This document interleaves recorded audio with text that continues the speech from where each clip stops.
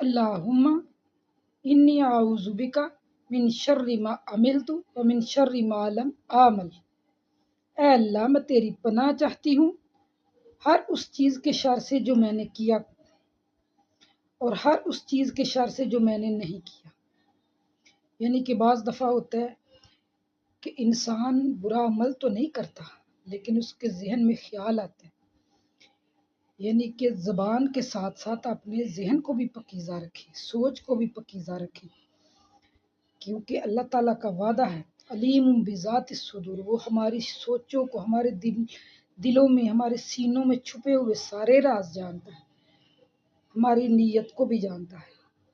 تو اس لیے کوشش کرے کہ زبان اور ہاتھ کے ساتھ ساتھ اپنے ذہن کو بھی، اپنے دل کو بھی پکیزہ رکھے۔